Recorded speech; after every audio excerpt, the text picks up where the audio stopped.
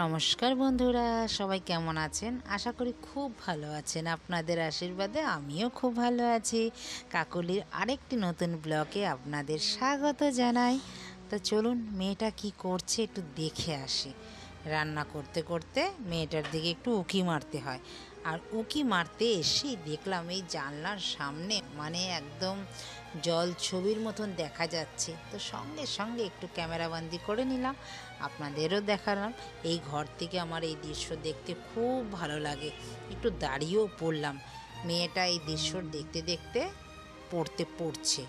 তো বেশ ভালো লাগে, এখান থেকে খুব ফুরফুর হাওয়া আসে, এখানে বসতে না খুব ভালো লাগে। আর দেখুন বৃষ্টি পড়ছে কি সুন্দর, আর ভালোও লাগছে, পুরো সবুজে সবুজ হয়ে রয়েছে। মেয়েটা পড়তে বসেছে, একটু দেখে গেলাম রান্না করতে করতে না পড়ছে। বোঝেনি তো বাচ্চারা আজকালকার দিনে যা হয়, এই মোবাইল একটু না দেখলে পরেই ব্যাস আবার মোবাইলটা নিয়ে বসে পড়বে কোন সময়। তো চলুন, দেখা তো হলো, আপনাদের কেমন লাগলো এই গ্রিনারি দেখতে। আর আজকে শেয়ার করব নতুন একটি রান্না। একটা মিক্সিতে নিয়ে নিলাম দই, আর এইখানে নিচ্ছি বেসন, 1 প্যাকেট বেসন। এই 200 গ্রাম বেসন আছে, এটা ঢেলে নিলাম একটা থালার মধ্যে। আর 2 চামচ এই দইটার মধ্যে বেসন দিলাম। আর এখানে নিয়েছি কারি পাতা আর আদা, শুকনো লঙ্কা। আর এই মিক্সির মধ্যেই একটা পেস্ট বানাবো, ঘোল। একটু দিলাম আদা, একটু লঙ্কা, একটু নুন, হলুদ, এগুলো সব দিলাম। আর এইখানে এবার চলুন একটা তড়কা বানাবো। তড়কা বানাতে গেলে কি কি লাগে, এখানে নিয়ে নিচ্ছি ধনে, জোয়ান, মৌরি, মেথি, একটু গরম মশলা আর একটু মুগের ডাল, একটু ঘি দিয়েছি, একটু তেল দিয়েছি, দিয়ে এবার এটাকে দিয়ে দিয়েছি, দিয়ে একটু ভাজবো অল্প আঁচ দিয়ে। এখানে দিলাম অনেকটা কারি পাতা। ওহ, গন্ধটা এত সুন্দর উঠেছে না বন্ধুরা, আমার ঘরটা মম করছে গন্ধে। এটা কি খাবার কে জানেন আমাকে কিন্তু কমেন্টে জানাবেন। এটা আমি গুজরাটে খেয়েছিলাম, তো এটা অনেক দিন পরেই আপনাদের সাথে শেয়ার করছি, সময় হয়ে উঠছিল না যে বানাবো। আর এই কারি বানাতে গেলে খেতেও তো লাগবে বলুন, আর এটা যতই কম বানান বেশি হয়ে যায়। এবার এই মিক্সিংটা আমার হয়ে গেছে, এবার মিক্সির মধ্যে কিন্তু আমি এই তরকাটা ঢেলে দিয়ে একটু মিশিয়ে নিলাম। মিশিয়ে নিয়ে দেব একটু হলুদ আর নুন দিয়ে এটাকে একটা মসৃণ পেস্ট বানাবো, ঘোল টাইপের। এটাকে অনেকটা পাতলা করব আবার পরে জল দিয়ে। তো এখন দেখুন এটাকে এখন ভালো করে পেস্ট বানিয়ে নিচ্ছি।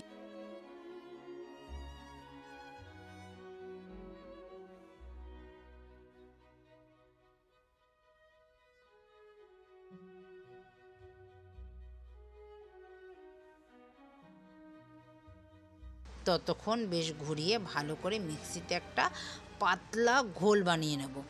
এটা সাধারণত বানায় ছাঁচ দিয়ে গুজরাটিরা, আর আমি বানালাম দই দিয়ে। কলকাতায় তো ছাঁচ পাওয়া যায় না, দইটা পাওয়া যায়, দই দিয়ে বানাচ্ছি। আর বাকি যে বেসনটা ছিল এর মধ্যে দিয়েছি একটু আদা, একটু লঙ্কা, একটু হলুদ, একটু নুন পরিমাণ মতন দিয়ে একটু বড়া করে নিচ্ছি। এগুলো সাধারণত সবাই এই বড়া খান, বেসনের বড়া, পকোড়া আমরা বলি অনেক সময়। এটা শুধুও খাওয়া যায়। একদম ক্রিপসি ভাবে বড়াটা আমি বানিয়ে নেব। আর এটাকে ভালো করে ফেটিয়েছি, কিন্তু না ফেটালে কিন্তু ক্রিপসি হবে না।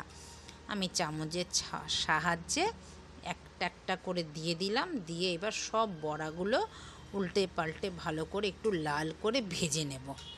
এই বড়াগুলো অল্প আঁচেই কিন্তু ভাজতে হবে, যতক্ষণ না একদম ফুলে টুপো টুপো হয়ে যায়।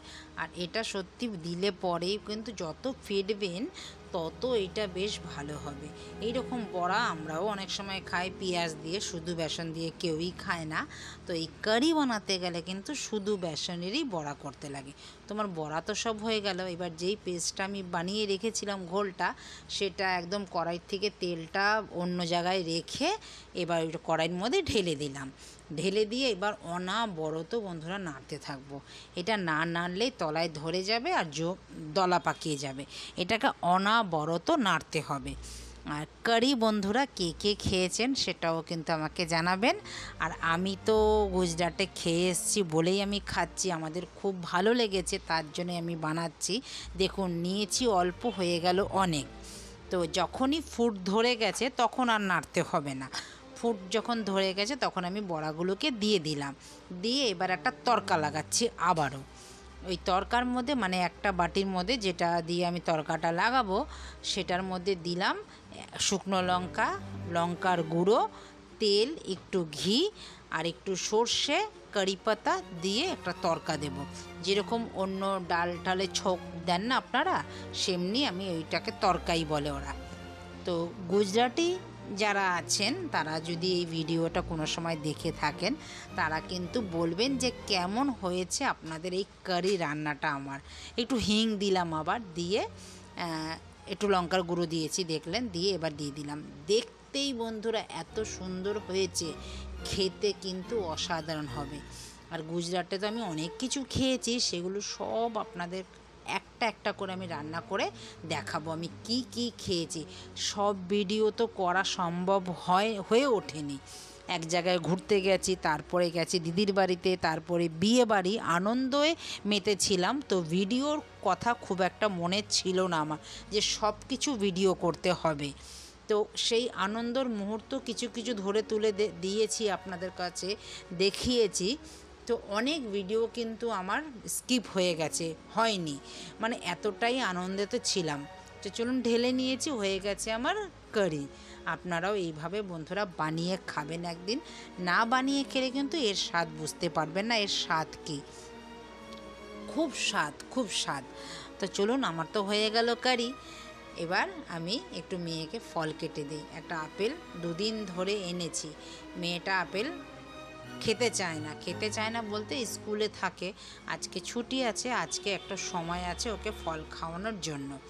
তো স্কুল ছুটি থাকলে খেতে পারে ফলটা, অন্য সময় ফল আমি ওকে দিতে পারি না। আর আপেল তো স্কুলে দিলে পরে টিফিনে আপেল কালো হয়ে যায়, সেই আপেল আমার মেয়ে খেতে চায় না। একদম টাটকা ফ্রেশ এরকম কেটে দিলে ও খাবে, না হলে খাবে না। তো ওকে এখন দিয়ে দিলাম। বাকি কাজগুলোও তো আমাকে এখন সারতে হবে তাড়াতাড়ি করে। চান আছে, পুজো আছে, আবার ঘরটর পরিষ্কার আছে। আর এই জানলার সামনে দাঁড়ালেই তো একটু চোখটা আটকে যায়, দাঁড়িয়ে পড়ি 5 মিনিট 10 মিনিট হাওয়া খেতে। তো বলুন, তো বন্ধুরা ভিডিওটা আপনাদের কেমন লাগলো? যদি কোথাও ভালো লেগে থাকে লাইক কমেন্ট শেয়ার করে আমার পাশে থাকবেন। তো দেখা হচ্ছে আবার একটি নতুন ভিডিওতে। ততক্ষণে সবাই ভালো থাকবেন, সুস্থ থাকবেন। আর ভিডিওটা যদি কোথাও যদি ভালো লেগে থাকে লাইক কমেন্ট শেয়ার করে আমার পাশে কিন্তু থাকবেন, তবে আমি উৎসাহ পাবো ভিডিও করতে। তো নমস্কার, টাটা।